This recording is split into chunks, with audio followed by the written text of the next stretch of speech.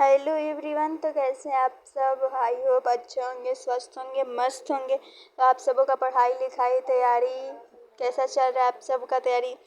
मेरा तो बढ़िया चल रहा है। आशा करती हूँ, उम्मीद करती हूँ आप लोग का भी तैयारी बहुत अच्छा चल रहा होगा। अभी का जो समय है बहुत डिफ़िकल्ट फेज चल रहा है, क्योंकि अभी प्रीलिम्स जिनका जिनका 2025 का होगा उनका तो नज़दीक आ चुका है, डर अंदर तो होगा ही। और जिनका अभी है उनको 2026 का है, उनको तो और है। यहाँ पर हम अपनी क्लास गए थे, तो क्लास में एक चीज़ है, मेरा क्लास चल रहा था, देख रहे हो टीचर आई नहीं थी, तो हम लोग इधर उधर का मस्ती कर रहे थे। तो यहाँ पर उसके बाद से हम अपना पढ़ाई लिखाई सोचे रूम पर आ गए। क्लास के बाद रूम पर आकर अपना पढ़ाई लिखाई तो करना जारी ही है। और इस समय हम बात कर रहे थे डिफ़िकल्ट फेज का, तो पता है ना सबके लिए मुश्किल है। 2026 वालों के लिए भी एकदम लग रहा है कि अगले साल ही अटेम्प्ट देना है, तो उसके लिए भी तैयारी अभी प्रॉपर वे में नहीं करेंगे तो फिर हम लोग का अटेम्प्ट सही नहीं जाएगा, छूट जाएगा। और अगर अब भी तैयारी बढ़िया से करते हैं तो मे बी अटेम्प्ट बढ़िया जाए, एग्ज़ाम बढ़िया जाए। तो ओवरऑल मेन मकसद तो यही है ना कि एग्ज़ाम बढ़िया जाए, तो उसके लिए हम लोग को अभी से ही बढ़िया से तैयारी करना पड़ेगा। और यहाँ पर देखिए हम हिंदी लिटरेचर का कुछ कुछ आंसर्स भी लिखे हुए थे, तो आप लोगों को दिख रहा होगा अपना जो आंसर्स लिखे हम फाइल में रखे हुए हैं। बहुत सारा जो सर क्वेश्चन लिखवाते हैं ना, तो उसका आंसर लिखे हुए थे। उसके बाद से हम हिस्ट्री का बुक, जैसा कि अभी हम लोग आप लोगों को कल बताए थे कि हिस्ट्री पढ़ रहे हैं, तभी हम हिस्ट्री का बुक यहाँ पर पढ़ रहे थे। राजा किसान और नगर 600 ईसा पूर्व से 600 ईसा, लगभग 600 ईस्वी तक का, लगभग 1000 साल का ये इतिहास। और प्रिंसिपे और प्रियदर्शी का जो बारे में दिया हुआ है, और यही सब था। और 16 महाजनपद जनपद ये सब जो है ना एंशियंट हिस्ट्री का, तो बहुत इम्पोर्टेंट हो जाता है। कभी कभी एग्जाम में यही सब आ जाता है, तो ये बहुत इम्पोर्टेंट हो जाता है। देखिए जनपद क्या है?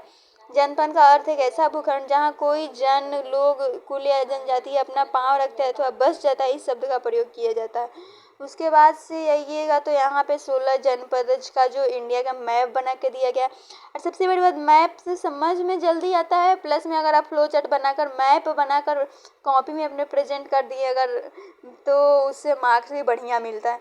और यहाँ पे प्रथम जनपद मगध का जो था एरिया, और मगध के लिए फिगर वगैरह भी दिया है। एनसीईआरटी बुक पढ़ना इसीलिए अच्छा लगता है ताकि फिगर से भी समझ में आए और पॉइंट जो है तुम्हारे दिमाग में जाकर सीधा बैठ जाए, इधर उधर का बात ना है। और यहाँ पर साम्राज्य का प्रशासन वगैरह यही सब आप लोग को दिख रहा होगा। और आप लोग को भी बोलेंगे कि बुक सिर्फ और एनसीईआरटी बुक का नोट्स बनाए कि ना बनाए, सबसे बड़ा दुविधा तो ये है। बहुत सारे लोग टॉपर्स बोलते हैं कि मैंने बनाया था, बहुत सारे टॉपर्स बोलते हैं कि मैंने एनसीईआरटी स्किप ही कर दिया था, कुछ टॉपर्स बोलते हैं कि नहीं हम एनसीईआरटी पढ़ना ही है एकदम नोट्स बनाकर। तो अलग अलग लोगों को नहीं सुनना है। मेरा एफिशिएंसी क्या है, हम क्या कर सकते हैं, इस पर ध्यान देना है। उसके बाद से पढ़ने लिखने के बाद हम रूम से थोड़ा बहुत निकले, तो देखिए बना सकते हैं, अगर मन है तो एनसीईआरटी का नोट्स बनाइए, नहीं तो अगर आपका क्लास नोट्स है तो उसी को पढ़िए, और एनसीईआरटी को सिर्फ बुक को रीडिंग कर लीजिए, तो ये बेटर होगा, ताकि आपके लिए ज़्यादा नोट्स का बर्डन नहीं रहेगा। एकदम सिंपल कम शब्दों का नोट्स रहेगा और कम रहेगा तो ज़्यादा अच्छा रहेगा। फाइनली पढ़ लेकर थोड़ा बहुत ब्रेक ले रहे हैं, और अपने रूम का जो विंडो है ना, यहाँ से बहुत सुंदर इधर का नज़ारा दिखता है, बहुत पेड़ पौधा जो दिखता है ना, बहुत अच्छा लगता है।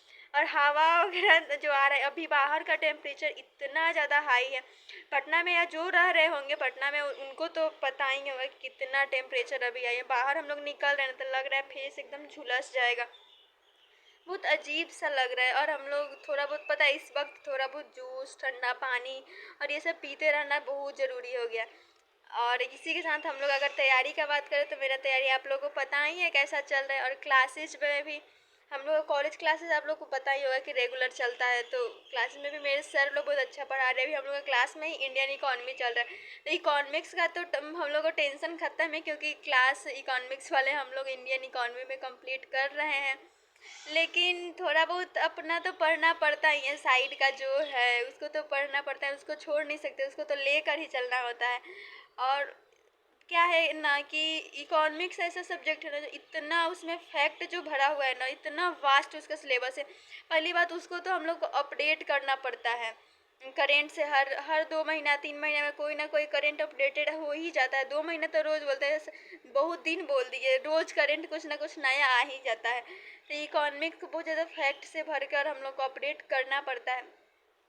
खैर इतना पढ़ने लिखने के बाद एडजस्ट हो चुके हैं, मन अजीब ऊब गया था, तब सोचे निकल थोड़ा बहुत उससे हट के हम लोग बाहर कुछ और बात करते हैं। पढ़ाई लिखाई का बात तो हमेशा करते ही हैं। और एक जो बहुत लोग कमेंट्स किए थे कि हम शुरू करना चाहते हैं, क्या करें, अभी भी 12th दिए हैं, तो 12th के बाद आप सिंपल बोलेंगे, हम तो वो यही बोलेंगे मेरे ओपिनियन में मुझे अच्छा लगता है अकॉर्डिंग टू मी कि आप बीए करिए। बीए कर रहे हैं तो बहुत बढ़िया है, ताकि आपका सिलेबस कुछ ना कुछ तो मैच करेगा, कुछ तो आपको फ़ायदा होगा उससे। तो बीए करिए और सिंपल तैयारी अपना स्टार्ट कीजिए, लेकिन पहले 1 से 1.5 साल बीए पर भी फोकस करिएगा ताकि आपका बेस बने।